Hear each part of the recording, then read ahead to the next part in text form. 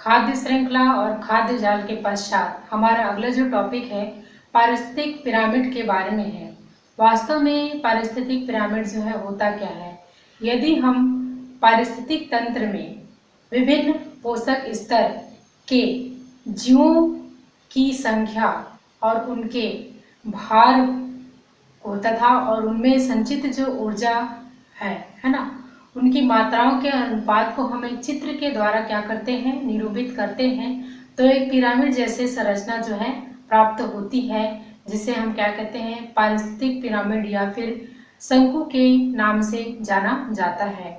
उदाहरण के लिए हम किसी घास के मैदान के पारिस्थितिक तंत्र का हम क्या करते हैं, अवलोकन कर सकते हैं। जैसे घास के मैदान में है ना क्या होती है, घास की संख्या जो है सबसे अधिक होती है, तत्पश्चात शाकाहारी जीवों की संख्या जो है कम होती है और उससे कम मांसाहारी जीवों की संख्या जो है कम होती है। इस प्रकार से है ना इन सभी पोषक स्तरों को क्रम से हम दर्शाते हैं। तो एक क्या कहना चाहिए, पिरामिड जैसे मतलब क्या होती है, आकृति जो है तैयार होती है, जिसे ही हम क्या कहते हैं, पारिस्थितिक पिरामिड के नाम से जाना जाता है। पारिस्थितिक पिरामिड के बारे में एल्टन नामक वैज्ञानिक ने मतलब बताया था जानकारी जो है। तो पिरामिड का जो सबसे जो आधारी जो भाग होता है उसमें उत्पादक वर्ग को रखा गया है। उसके पश्चात आपका प्राथमिक श्रेणी उपभोक्ता को, उसके पश्चात द्वितीयक श्रेणी उपभोक्ता को, उसके पश्चात सर्वोच्च श्रेणी उपभोक्ता को रखा गया है।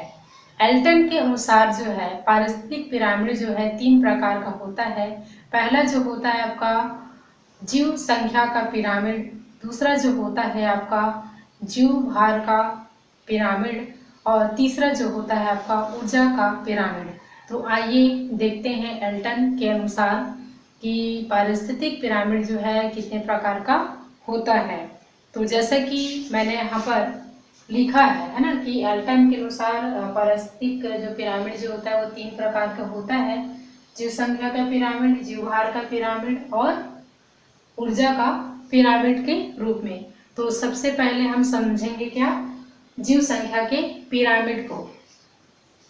तो प्रत्येक पारिस्थितिक तंत्र में है ना खाद्य श्रृंखला के उत्तरोत्तर पोषण तलों में जीवों की संख्या के अनुपात को प्रदर्शित करने वाला जो पिरामिड जो होता है ना, वो क्या कहलाता है, आपका जीव संख्या का पिरामिड जो है कहलाता है। ऐसे पिरामिड के आधार पर उत्पादक की संख्या जो है सबसे अधिक होती है। इसके पश्चात आपका क्या होता है, जो आपका प्राथमिक श्रेणी उपभोक्ता की संख्या कम होती है, तत्पश्चात द्वितीयक श्रेणी उपभोक्ता की संख्या जो है सबसे कम जो है मानी जाती है। यदि उत्तरोत्तर पोषक स्तरों जीवों की संख्या को पिरामिड के रूप में प्रदर्शित करते हैं तो पिरामिड हमेशा कैसा बनता है, सीधा बनता है। जैसा कि कुछ उदाहरण है, जैसे घास के मैदान का, खेत के पारिस्थितिक तंत्र का और आपका तालाब के पारिस्थितिक तंत्र में है ना, हमेशा जीव संख्या का जो पिरामिड जो होता है हमेशा सीधा बनता है। इसी में हम जब एक वृक्ष के पिरामिड का यानी कि जीव संख्या पिरामिड का जब हम अवलोकन करते हैं तो वहाँ पर एक वृक्ष का हमेशा उल्टा जीव संख्या का पिरामिड जो है बनता है। तो इसमें आप लोग को बता दूं कि एक वृक्ष की जो संख्या जो होती है ना, पारिस्थितिक पिरामिड जो है हमेशा कैसा बनता है, आपका उल्टा बनता है, क्योंकि वृक्ष अकेला ही मूल उत्पादक होता है, यानी कि भोजन का निर्माण जो है स्वयं करता है। उसके फलों को खाने वाले पक्षियाँ यानी कि प्रथम श्रेणी उपभोक्ता की जो संख्या जो है अधिक होती है, उनसे मतलब अधिक होती है। इसी प्रकार पक्षियों पर परजीवियों की जो संख्या जो होती है, परजीवियों की संख्या जो है बहुत अधिक होती है, यानी कि द्वितीयक श्रेणी उपभोक्ता की संख्या जो है उनसे अधिक होती हैं। तो इस प्रकार से एक वृक्ष का जीव संख्या का जो पिरामिड जो होता है हमेशा कैसा बनता है, उल्टा बनता है, जिसे हम चित्र के माध्यम से समझते हैं। जैसे यहाँ पर है ना, एक घास स्थल में उपस्थित सीधे पिरामिड के बारे में पढ़ते हैं। तो जैसे कि देखेंगे एक जो घास परितंत्र जो होता है ना, उसमें क्या होता है आपका कि घासों की जो संख्या जो होती है वो बहुत अधिक होती है, यानी कि घास की जो मात्रा जो है बहुत अधिक होती है, और ये जो है आपका क्या है, उत्पादक वर्ग के अंतर्गत आते हैं। तो इन घासों को खाने वाले जीव, यानी कि आपका खरगोश है, गाय है, ये सारी हो सकते हैं, जिनकी संख्या जो है उनसे क्या होती है, कम होती है। जैसे यहाँ पर माने हैं 3। उसी प्रकार से है ना, ये जो खरगोश जो होते हैं है ना, वो क्या है आपका प्राथमिक उपभोक्ता के अंतर्गत आते हैं, यानी कि ये जो है क्या है आपका उत्पादक वर्ग को भोजन के रूप में प्रथम उपभोक्ता के रूप में ग्रहण करते हैं। उसके पश्चात देखेंगे कि खरगोश को है ना लोमड़ी जो है खाते हैं। तो इनसे यानी कि जो आपको प्राथमिक उपभोक्ता से है ना, इनकी संख्या जो है क्या होती है, और कम होती है। तो ये जो है आपका क्या है, द्वितीयक उपभोक्ता श्रेणी के अंतर्गत आते हैं। उसी प्रकार से द्वितीयक उपभोक्ता को कौन ग्रहण करता है, तृतीयक उपभोक्ता। तो तृतीयक उपभोक्ता की संख्या यानी कि जो शेर की जो संख्या जो होती है उन सभी से क्या होती है, और कम होती है। तो इस प्रकार से है ना क्या होते जाता है, ये संख्या जो है कम होते जाता है। तो ये जो है आपका एक सामान्य घास स्थल के पारिस्थितिक तंत्र की संरचना है, जिसमें मतलब पिरामिड जो है हमेशा कैसा बनता है, आपका सीधा बनता है। आइए देखते हैं एक वृक्ष का उल्टा पिरामिड के बारे में। तो जैसे कि वृक्ष की संख्या जो है ना, मतलब क्या होती है, कम है यहाँ पर, यानी कि ये जो होते हैं है ना आपका क्या है, मूल उत्पादक होते हैं, जिनकी संख्या क्या है, कम है। अब देखेंगे इस वृक्ष पर रहने वाले जो पक्षियों की जो संख्या जो होती है वो बहुत सारियां मतलब बहुत सारे होते हैं। तो ये आपका पक्षी वर्ग हो गए। उसके बाद में तृतीय में क्या होता है, इन पक्षियों पर जो रहने वाले जो परजीवी जो होते हैं या जो सूक्ष्म जीव जो होते हैं है ना, ये क्या होते हैं, बहुत अधिक होते हैं, और है ना यानी कि संख्या में क्या होते हैं, बहुत अधिक होते हैं। तो एक वृक्ष का जो पिरामिड जो होता है हमेशा कैसा बनता है, उल्टा होता है। यहाँ पर देखेंगे तो वृक्ष क्या है आपका उत्पादक वर्ग है, पक्षी जो है क्या होता है आपका प्राथमिक उपभोक्ता होता है, और ये जो सूक्ष्म जीव होते हैं यानी कि पक्षियों पर जो सूक्ष्म जीव जो पाए जाते हैं वो क्या होते हैं आपका द्वितीयक उपभोक्ता होते हैं। और ये जो है ना आपका क्या है, अपघटक के अंतर्गत आते हैं, है ना, क्योंकि ये जो है मतलब क्या करते हैं, सूक्ष्म जीव होते हैं है ना, जो जीव की मृत्यु के पश्चात में उनका अपघटन का कार्य करते हैं। ठीक है, जिससे मतलब वातावरण में जो लिया गया जो ऊर्जा जो होता है पुनः उसी वातावरण में क्या हो जाता है, मुक्त हो जाता है। तो ये था आपका जीव संख्या के पिरामिड के बारे में। नेक्स्ट हम देखेंगे जीव भार के पिरामिड के बारे में। किसी भी परितंत्र में एक खाद्य श्रृंखला के उत्तरोत्तर पोषक स्तरों में जीवों की संपूर्ण जीव भार के अनुपात को एक पिरामिड के द्वारा प्रदर्शित किया जाता है, जिसे हम क्या कहते हैं, जीव भार का पिरामिड जो है कहते हैं। ये जो है दो प्रकार का होता है, एक आपका स्थलीय पारितंत्र और एक जलीय पारितंत्र होता है।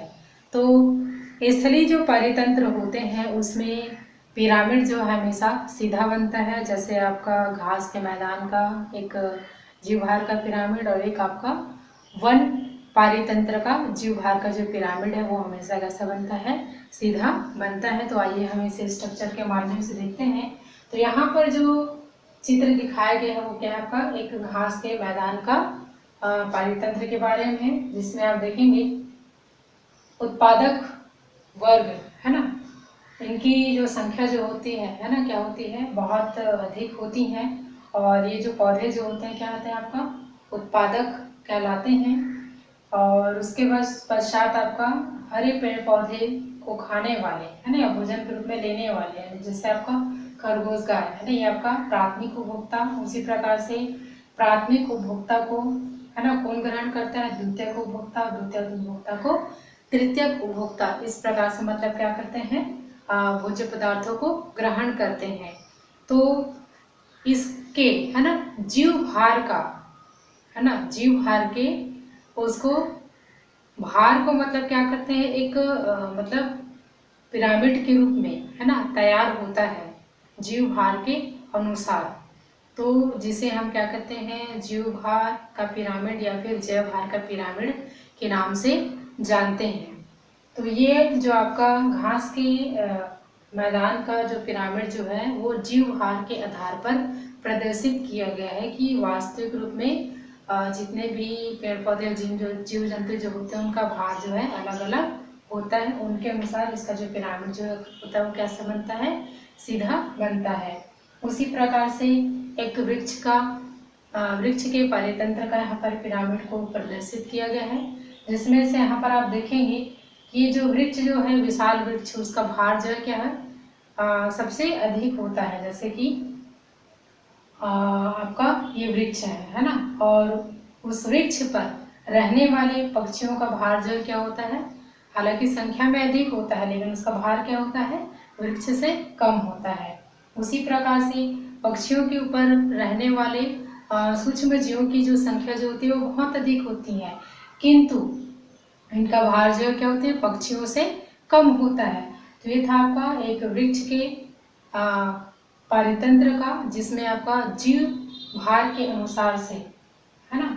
तो इस प्रकार से यहाँ पर देखेंगे कि जो पेड़ जो होते हैं आपका उत्पादक वर्ग है, पेड़ पर रहने वाले जो जीव है ना, यानी कि वो क्या कहलाएंगे, शाकाहारी जीव कहलाएंगे, यानी कि प्राथमिक उपभोक्ता है ना। उसी प्रकार से आपका पक्षी जो है किसमें आ जाएंगे, आपका द्वितीयक उपभोक्ता में, और इसमें रहने वाले जो जीव है आपका वो तृतीयक उपभोक्ता के आधार पर कहलाएंगे। तो ये था आपका एक वृक्ष के पारितंत्र का चित्र, जो कि हमेशा कैसा बनता है, सीधा बनता है। इसके पश्चात देखते हैं जली पारितंत्र के बारे में।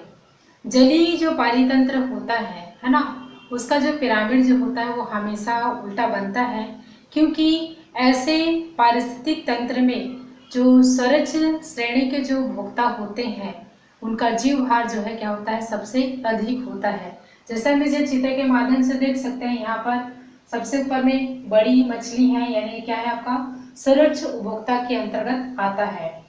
उसके बाद साथ में उसके नीचे पे छोटी मछलियाँ दिया हुआ है, तो ये जो है उससे यानी कि क्या होता है, अपने तृतीयक जो उपभोक्ता जो होते हैं या फिर द्वितीयक उपभोक्ता जो है इसके अंतर्गत आते हैं, जिनका भार जो है क्या है, कम होता है।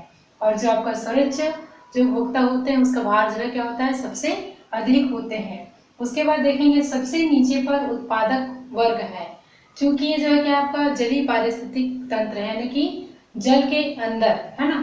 तो समुद्र के जो तल में है ना बहुत सारे क्या होते हैं, डाइटम्स जो है पाए जाते हैं है ना, जिन्हें आपका जो उपभोक्ता जो होते हैं वो भोजन के रूप में लेते हैं।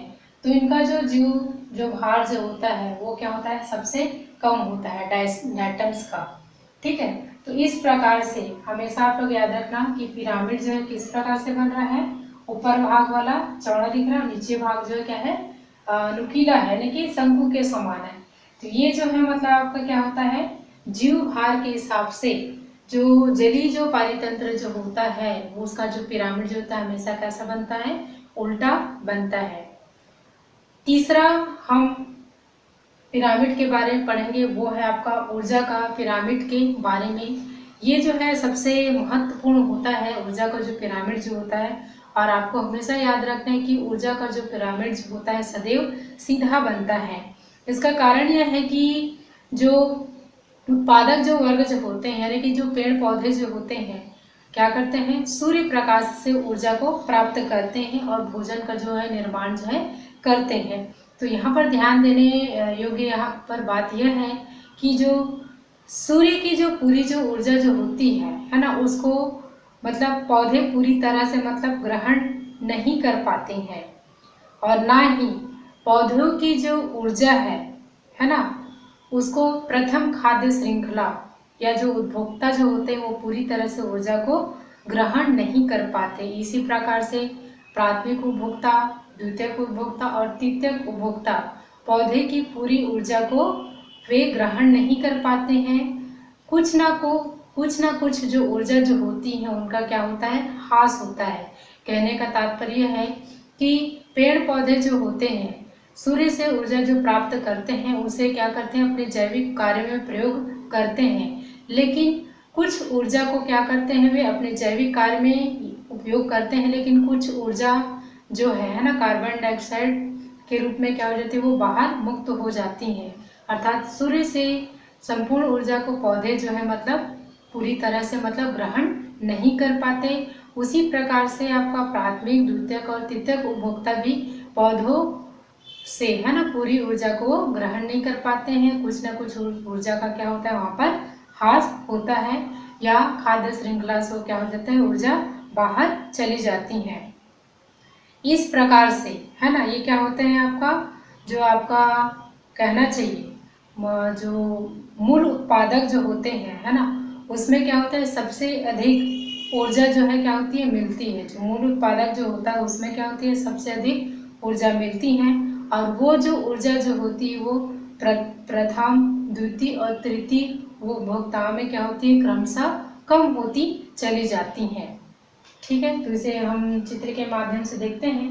यहाँ पर देखेंगे सबसे नीचे आपका उत्पादक वर्ग है, उसके बाद में आपका शाकाहारी जीव यानी प्राथमिक उपभोक्ता, तत्पश्चात द्वितीयक उपभोक्ता, उसके पश्चात आपका तृतीयक उपभोक्ता आते हैं।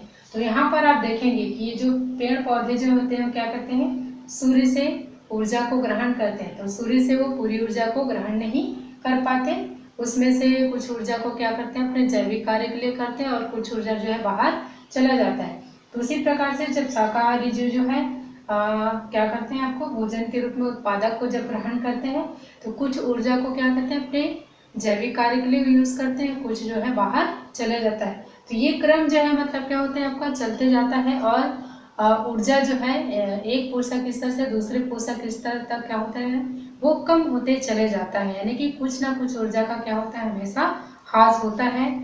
और ये था आपका ऊर्जा का पिरामिड के बारे में, जो कि आपका क्या है, ऊर्जा का जो पिरामिड जो होता है हमेशा कैसा बनता है, सीधा बनता है। इसके पश्चात हमारा एक महत्वपूर्ण जो टॉपिक है ना, जीव मंडल में ऊर्जा का प्रवाह जो है किस प्रकार से होता है उसके बारे में है।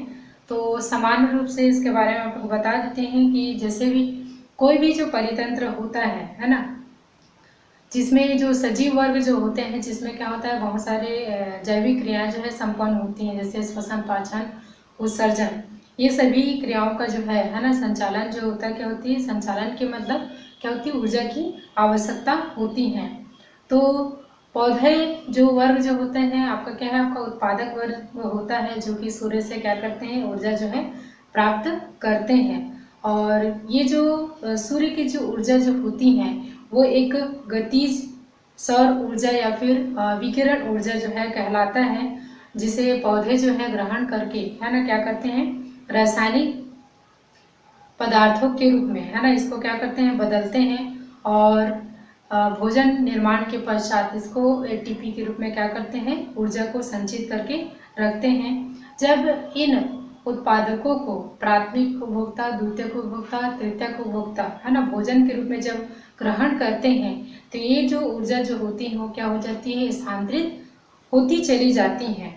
और जब जीव की जब मृत्यु जब हो जाती है तब क्या होता है, आपका इसे अपघटक जो है जीव के शरीर को क्या कर देते हैं, अपघटन कर देते हैं। इस प्रकार से वातावरण से जो ऊर्जा हम ग्रहण करते हैं वो अपघटन क्रिया के माध्यम से हमारे शरीर की जो ऊर्जा जो होती है वो पुनः वातावरण में क्या हो जाती है, स्थानांतरित हो जाती है।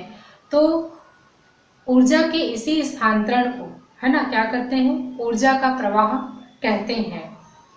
किसी भी परितंत्र में है ना, किसी भी परितंत्र में ऊर्जा स्रोत से ग्रहण की गई ऊर्जा को उत्पादकों से विभिन्न उपभोक्ताओं और अपघटकों की ओर क्रमशः स्थानांतरित होने की क्रिया को ही ऊर्जा का क्या कहते हैं, प्रवाह चक्र जो है कहा जाता है। धन्यवाद।